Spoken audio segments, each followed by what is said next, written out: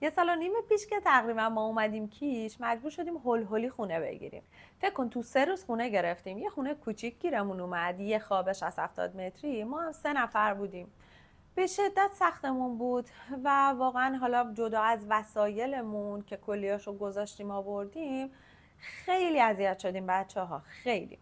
به خاطر همین من یه چند ماهی که از مستقر شدنمون گذشت تصمیم گرفتم که یه سری ترفندا رو انجام بدم که تو اون خونه راحت تر باشیم، بتونیم حداقل تحمل کنیم تا سالمون برسه و جابجا بشه. ولی همه اون ترفندا و تحقیقایی که انجام دادم و برای جنبندی کم تو این ویدیو میخوام بگم تا هم استفاده کنی که اذیت نشی. اولین چیز و مهمترین چیز اینه که از شلفای دیواری استفاده کنی تا سقف و این شلفا خیلی ارزششون کم باشه. خب مثلا با ارز کم تو شلف سفارش بدی رو دیوار که ترجیحاً رو زمین هم اصلا نیاد. حالا تو بعضی از فضاها میشه، تو بعضی فضاها نمیشه. خب و تا سقف ادامه داشته باشه.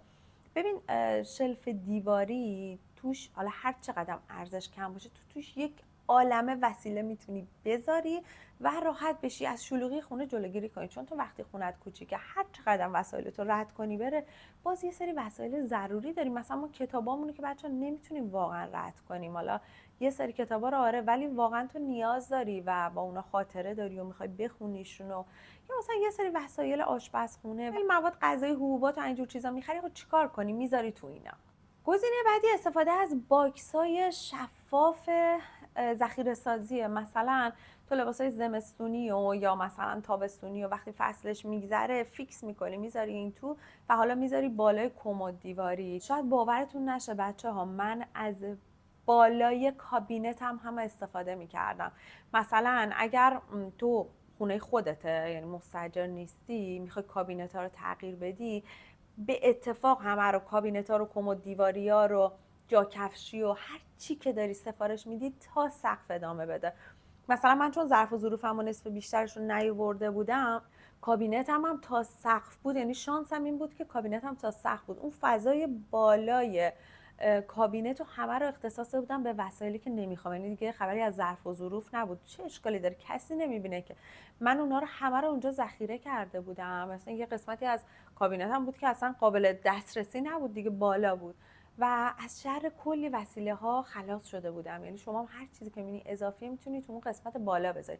برای همین میگم اگه میخوای کابینت بسازی، اون فضای خالی بالای کابینت تا سقف رو که خاک میگیره و اصلا کلا زشت میکنه خونه رو، حتما تا سقف ادامه بده، ازش استفاده کن. چه اشکالی داره؟ حتی اگه خونت بزرگم هست باز این کار رو انجام بده. گزینه بعدی استفاده از فضای پشت دراز. شاید باورت نشه ما از فضای پشت در میتونیم استفاده کنیم و کلا قفسه بزنیم. چون این در رو وقتی تو میخوای ببندی، این دستگیرش تا دیوار یه فضای خالی ایجاد میکنه. تو کلا میتونی ازش استفاده کنی و حالش رو ببری. چرا استفاده نکنی؟ اونم حتما تا سقف ادامه بده اگه میخوای قفسه سفارش بدی. حتی اگر مستاجری تو خونه بعدی هم میتونی ببری، اصلا بازش کنی ببری تمام این قفسهایی که داری میگیری. و گزینه بعدی طراحی هوشمندانه اتاق خوابته. اگر خونه خودته، تو از تمام دیوارها باید استفاده کنی. از تخت جکدار استفاده کنی یا تختی باشه که فضای زیرش رو کلا اختصاص بدی به وسایل، یعنی کشو بذاری، یا اینکه همین جکش بلند شه، کلی وسایلای ذخیره سازی، لباسای فصلای مختلف تو همون باکسا که گفتم بذاری زیر تخت.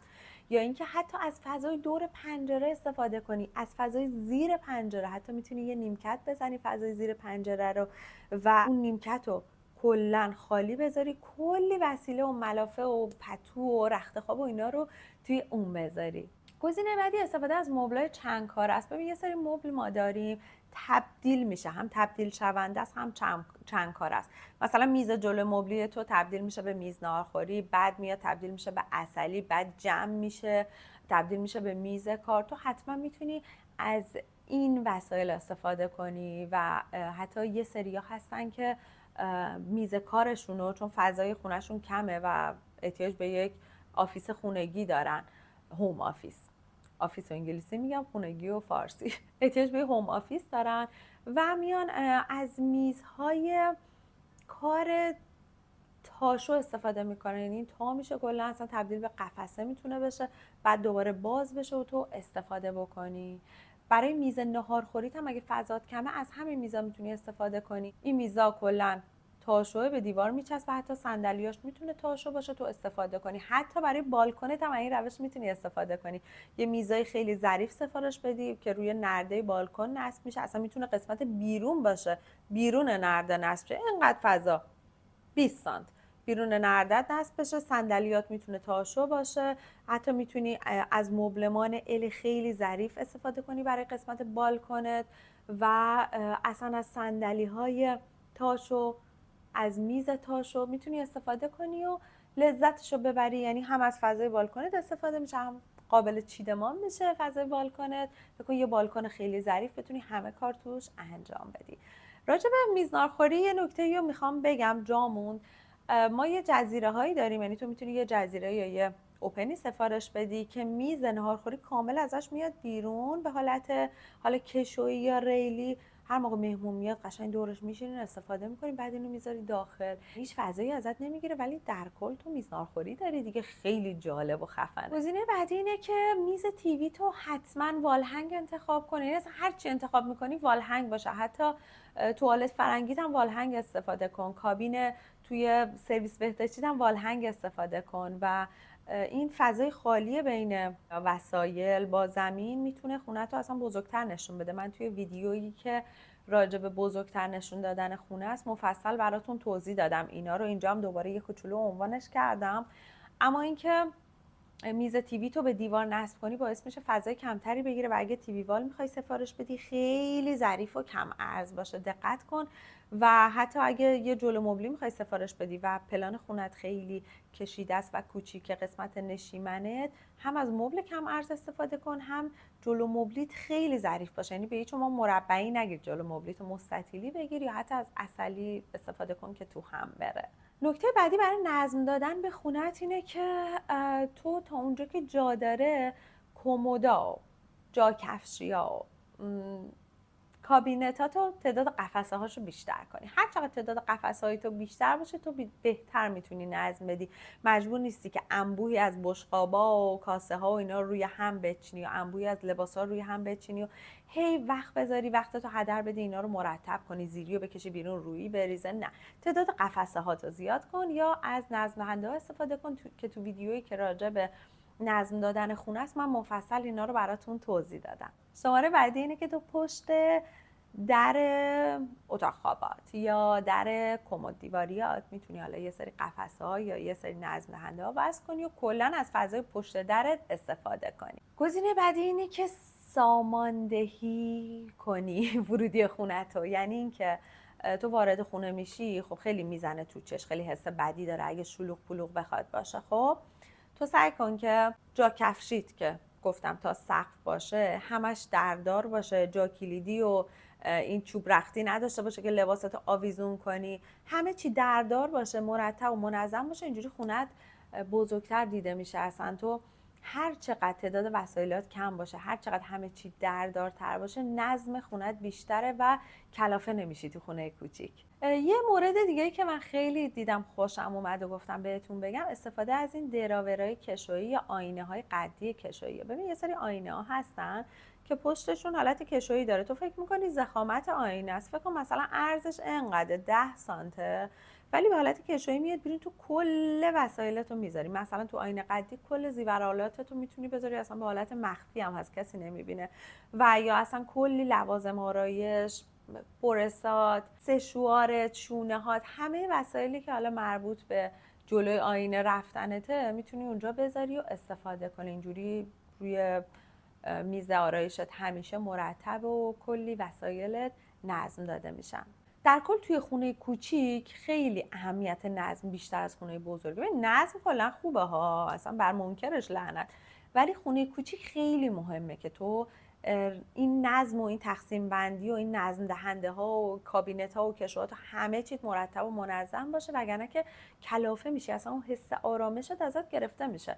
میگم مثلا من تو خونه قبلی اولش که رفته بودیم من این ترفنده رو استفاده نکرده بودم، همش تو خیابون بودم، بعد اصلا هزینه های آدم بالا میره. تو همش میخوای بری خیابون، همش میخوای بری کافه، همش میخوای بری رستوران، همش میخوای بری بیرون بگردی خرید کنی. خود چه کاریه؟ تو همون هزینه‌ای که بیرون از خونت صرف میکنی، خونت رو یه محیط امن و آرومی بکن برای خودت.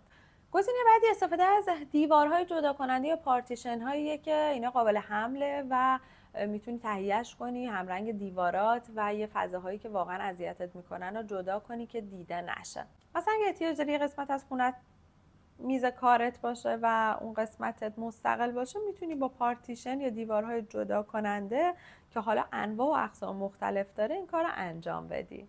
حالا اصلا دیوار جدا کنندت میتونه یه دیوار سبز باشه ها، هر چیزی، ولی حالا باید خلاقیت داشته باشی و سلیقه به خرج بدی که از زیبایی خونه کاسته نشه. گاهی یه جا کفشی با یه آینه قدی میتونه دیوار جدا کننده تو باشه.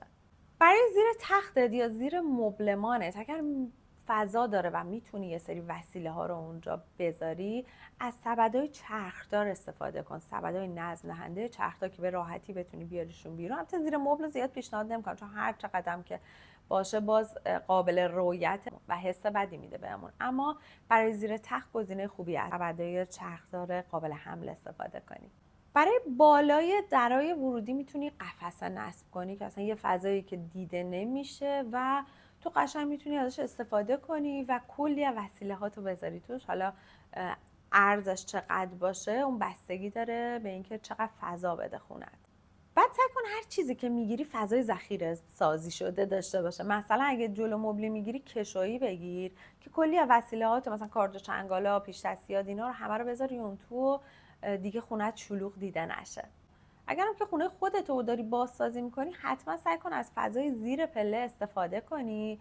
اگه زیر پله داری کلی کمد و قفسه بزنی وسیله بذاری توش، یا حتی پله ها تو میتونی به صورت کشو در بیاری و کلی وسیله توش بذاری. اینم یه حرکت هوشمندانه است که خیلی‌ها نمیدونن و تو میتونی ازش استفاده کنی. و گزینه آخرم استفاده از سبک مینیماله که من همیشه برای خونه‌های کوچیک بهتون پیشنهاد میدم. گزینه خیلی خوبیه، برید راجبش تحقیق کنید. من قطعاً یه ویدیو مربوط به اینو براتون آماده میکنم، در آینده مفصل توضیح میدم که اصلا چجوری میتونید سبک مینیمال رو تو خونتون بیارین، اصلا لایف استایل مینیمال چجوریه، چجوری میتونید تیپتون رو به سمت مینیمال ببرید، چون خیلی الان طرفدار پیدا کرده، حتی تلفیق میشه با سبکایی مثل بوهو، خیلی ترند شده.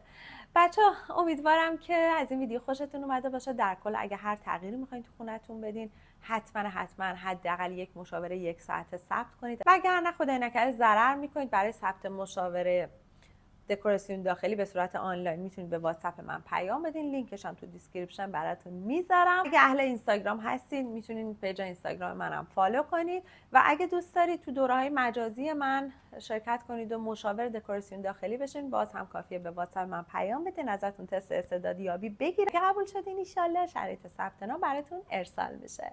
مرسی بازم که تا اینجا ویدیو همراه من بودی. اگه از ویدیوهای آموزشی من خوشت اومد میتونی یه لایک بکوبی، من انرژی مثبت بگیرم، بازم قوی تر برات ویدیو درست کنم. منم سابسکرایب کن و بهم انرژی بده. بازم اگه ترفند دیگه ای بلدی در مورد نظم دادن خونه های کوچیک توی کامنت میتونی بذاری و اگه دوست داری ویدیوی خاصی برات درست کنم حتما تو کامنت ها بگو، چون من معمولا عنوان ویدیومو از توی کامنت های شما انتخاب میکنم. دوستتون دارم. بای.